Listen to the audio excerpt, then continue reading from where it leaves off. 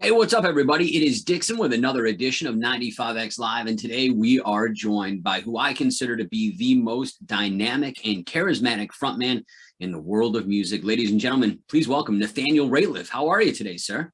I'm well. How are you doing? Fantastic. Can't thank you enough for taking the time to do this today, to sit and chat with me and give your fans and our audience a little insight into the new album, which dropped at the end of 2021, The Future. Hands down, one of my favorite musical releases of 2021 is something that gets played in this household a lot.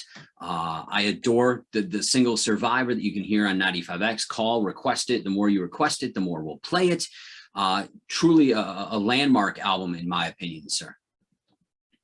Well, thank you, man. I appreciate your support as always. And yeah, I'm just excited to have a new Night Sweats record out and just getting through this winter so we can get back out on the road. So yeah. Absolutely. Now, the video dropped late last year for Survivor, sort of a Rocky-esque take. Are you yourself a fan of the Sweet Science, or was this just a concept for the video? I mean, I do box and have on and off for a while, but you wouldn't be able to tell. I do appreciate it, and it was amazing to work with Prince Charles Martin. He was a true pro, and he's intimidating just because of his size, but the man is very sweet, and it was so nice for him to come and be a part of the set. And our good friend Brant Lee had sort of the idea for the treatment. We've been friends for a really long time, and he did another video for us, but I wasn't able to be a part of it, and so it's the first time we actually got to work together, and we've been talking about doing that for 15 years. And it was a fun video. His concept was like, let's make a little Raging Bull, a little Rocky meets Royal Tenenbaums. Yeah, it was fun. I thought Pat Meese's performance in it is hilarious. So yeah. Yeah, I absolutely adore the video. I love that you guys are performers in every sense of the word. For me, the live set with Nathaniel Rateliff and the Night Sweats is unmatched in today's day and age. I had an opportunity to see it firsthand when you toured with Kings of Leon and played the Lakeview Amphitheater here in Syracuse. My jaw was on the floor, and that's not even taking into account like all of the stuff that everybody raves about on a regular basis, whether it's the Red Rocks, which made an album. Like, that's how great that show was, that it became an album. Recently, the CBS morning thing blew me away. Like, just absolutely adored that. Of course, the NPR Tiny Desk performances. And for me, there was a time period before we all cut the cord with cable where I had the Austin City Limits saved on my DVR. And that was a daily watch, because for me, man, you guys were absolutely what the world needed when that record dropped in 2015. It was such a different take. It was refreshing. And to me, there's such a timeless nature to what you do with the Night Sweats that I think speaks to so many people. And seeing it firsthand live in a setting where boomers and little kids and Gen X and Gen Y were all in a space and enjoying it and dancing their asses off and just so engrossed in the moment, I think speaks volumes about the work you're doing as artists with this project. Thanks, sir. We keep trying to, with each new record, keep trying to expand what we're doing and continue to try to challenge each other musically. And I'm pretty happy with where we're at. And I love the new record. Yeah, it was tough to figure out. It was a strange time to be stuck at home, and there was a lot to write about, and I didn't want to make it so one-sided either. So I try to continue to keep it open to the listener, even if I'm trying to write about my worldview and perspective. So. Well, I think because you're such a real person, and I know that's such a ubiquitous thing to say, but you're salt of the earth, man. You have, there's this juxtaposition because you're such a star on stage, but then when you really dissect the writing, you have this everyman quality that is so earnest and honest and endearing. And to me, I think that is what ultimately makes you such a special artist in the context of the musical sort of ideology of 2022 is, man, the one thing I will say is there is an awful lot of very shallow music out there. And man, there is such a literal heart and soul with the records you make, whether it's your solo approach or with the Night Sweats, that I think just creeps into the listener's subconscious, and you speak to people in a way that, man, and I'm a fan, so obviously this is coming from that perspective, but I don't know that I can point to too many other artists where I feel like there's a mind share with the artist as I'm listening, like there is with you, sir. And the other thing I definitely want to say is that, man, I don't know that you get enough credit as a vocalist, because, you know, we all get obsessed with these big voices. And while you do have the ability to do that big voice, I don't think people understand how incredibly difficult it is to show the restraint and control that you have with your voice, and your ability to go from soft and sultry and soulful to that big, powerful voice is one of the most impressive things about you, sir. Oh, thank you. Thank you. Appreciate it. You know, it was something I was pretty embarrassed about for a long time, and it's sort of grown into it, you know, and still trying to better understand myself, and, you know, trying to learn where I can go with it next too. You know? Well, to me, that's the greatest part about you as an artist, is that it's ever evolving. It's always in flux. There's growth consistently, even throughout, not necessarily from record to record, but even within the records, you can hear how new things take shape. And I really do adore that. And I know that this is kind of a cliche, but to me, like, ultimately, Nathaniel Rateliff and Night Sweats are the last bastion of truly American music. To me, it speaks to the soul records that I listened to in the 70s. You know, like, I'm constantly reminded of things like Al Green and Tower of Power, and that makes me like just so giddy. And then at other points, I hear little influences from like the E Street Band and, you know, other like things that would be geared more towards that Americana vibe. But there's nothing that's a direct line in. For me, I love artists like yourself that can take really classical and timeless influences and make them their own. And man, there's just, to me, there's something so special about what you're doing with this band, sir, and I appreciate it Thank so you. much. Yeah, man. Thank you. Appreciate it.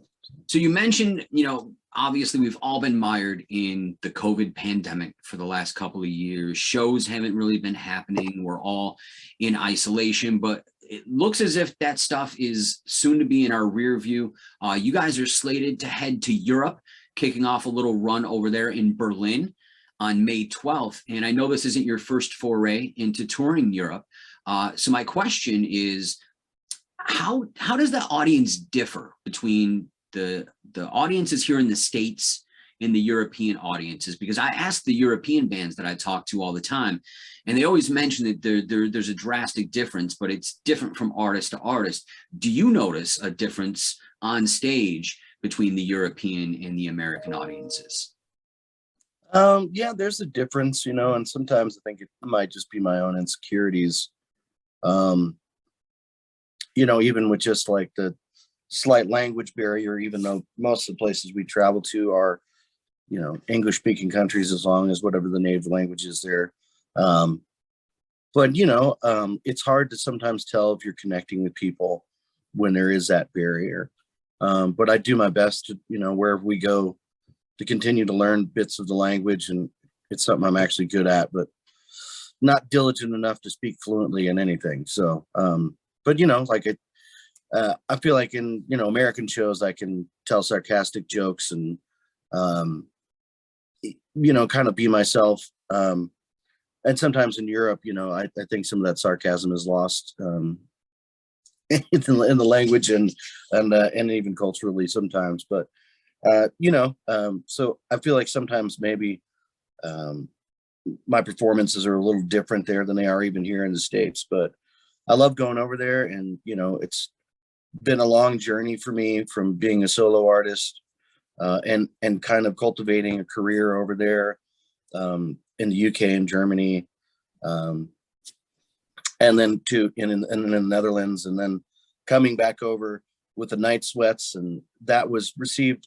You know, I don't think people knew how to like what to think at first. There was a lot of crossed arms at the front of stage for a few of those shows, but, you know, now I think that people know who we are and what we're doing, and the guys and I always have a blast over there, and we've made a lot of friends. And yeah, so just nice to go back. I got to go and do some promo over there for this record at the beginning of the year or at the end of last year. And it's just nice to walk around Belgium and walk around France and see that the world hasn't changed that much, even though we've all been trying to deal with COVID. And there is a sense of unity knowing that we've all kind of been through something together, as humanity as a whole.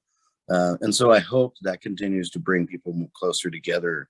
But it's always tough. Everybody has a different opinion about things, but hopefully we'll come through out of all of that as well too. So. Absolutely. I think as the human experience is shared, despite our differences, the hope is that in time we can set those differences aside and just sort of move forward as a society. At least that's sort of the idealistic sort of point of view. So to follow up Europe, you're coming back and playing Bonnaroo. Yeah. And then a couple of very noteworthy headlining slots. Boulevardia, which is that same weekend as Bonnaroo, which that lineup just looks stacked. And I love seeing your name at the top of it. And then in addition to that, you guys are headlining a night of Hinterland in August, which again, stacked lineup. So excited as a fan to see your placement on there. Are you excited to get into American festival season as the weather starts to improve? Yeah, I mean, mostly because it's great. We usually see a bunch of friends at those shows, and so it's been, I think you kind of take for granted the amount of people you run into on the road and how they affect your life. And then this, the past couple of years, not really being able to engage and with friends who are artists doing the same thing and sometimes going through some similar struggles. It's nice to be able to have a sense of camaraderie and understanding from somebody who's doing similar things to you. And so, it'll be great to run into those folks again. So. Very cool. And I do want to make mention, because it's sitting in the background, I just wanted to give like a personal thank you for the wall hanger that's behind me, the poster that you were also kind to sign and send to us here at 95X. It hangs proudly in my living room. My wife is a massive fan of yours. One of the highlights of our relationship was her getting to meet you guys at that Lakeview Amphitheater show. And there's a little photo we have that hangs right next to it. So this is definitely a Night Sweats household. And we absolutely adore you, sir. So the one thing I do want to ask about, and again, I can cut this out later if we decide that we don't want to talk about it, is in meeting you that night in Syracuse was you were walking around with a glass of moonshine that you had made yourself. And you were very proud of and offering up to everybody. And since I don't drink due to some health reasons, I wanted to see if that was still an active hobby of yours. No? Got out of the moonshine stuff? Oh yeah. My cousin, was in the whiskey making for a while. It's pretty interesting. And he was in Missouri, and there's actually like a pretty ridiculous legal limit you're able to make per member of the household. I can't remember the exact measurement, but it's a lot that you can make legally to distill your own alcohol. But yeah, he's been into that for a while too. So it was, pretty fun. And then, yeah. Very cool. Because that was just, it was a pinnacle moment for me, was having an idea from the music of who you guys were, and then seeing it firsthand and having it sort of like color in for you was just such an amazing experience. I don't know that in my 20 plus years of being in radio, or my 30 plus years of being in the industry, that I've ever encountered a group of guys that handled a meet and greet in such a manner. Like, I love the fact that it was just you guys wandering around and taking the initiative to chat with fans. Because usually, I think you know this too, because I'm sure you've been privy to this, usually it's a guy like me with 5 people that won, and you stand in a line and you walk in front of the artist, and you don't look him in the eye, and you don't ask a million questions. And it was just this most refreshing thing ever. And I've got to say, there's a couple of listeners that were at that that still talk to us via social media and everything on a regular basis, that were so personally impacted by that. And it's just a story I like to share, because I hope that the influence spreads through the artist community to understand how important these interactions are and how impactful they can be on people that love your band. And I just wanted to kind of shout you guys out for that, because I don't know that I've ever been in a situation where the artist was so available for the people that were in the room. And that's just something that I'll never forget. And I just wanted to say thank you for that, because it's very important to me is the radio guy who brings listeners in, but also as a fan. It was very touching to see how much you guys truly do love and appreciate your audience. Oh man, well, it's, we feel pretty fortunate to have, you and listeners supporting us, and, we wouldn't really be here without fans. And so when we have the opportunity to meet them, try to make it something special, or just try to be ourselves at the least. So, yeah. Very cool. Well, the one word that I use and probably overuse in describing not only the band, but the music is authenticity. There is a very specific authenticity to not only the artistry, but the human beings that create that art. And I always like to point that out when it's so obvious, especially in this case. No, thank you. Appreciate it. Now, we appreciate that, sir. We've talked about Europe and the festivals. Is there a plan for a proper Nathaniel Rateliff and the Night Sweats US tour at any point in the not so distant future? I mean, I got a lot of dates. I got paperwork laying around here. Yeah, we just kind of, we had planned on touring January and moving into some bigger rooms. And I felt a little unsure about what was going to happen with COVID. And so we kind of just waited. And thank goodness we did, because it looks like a lot of things were getting shut down and with this new variant. And so the plan is to Europe, and then lots of festival dates, and probably connect a bunch of those together with some other US dates for ourselves. So, yeah. Very cool. Well, sir, I know you've got a lot on your plate today. I really appreciate you taking the time out of your day to sit in chat today. It means a lot to me. I know it means a lot to the fans. We wish you nothing but continued success, not only with the single Survivor, but the entire album cycle for the future, which if you haven't gone out and gotten yet, I can't express to you enough how incredible the album is. It's available everywhere now. Nathaniel, thank you so much for today and for continuing to be one of my favorite artists. It's greatly appreciated, sir. And my pleasure. Thanks for taking time to talk to me and for always supporting us. I greatly appreciate it. So.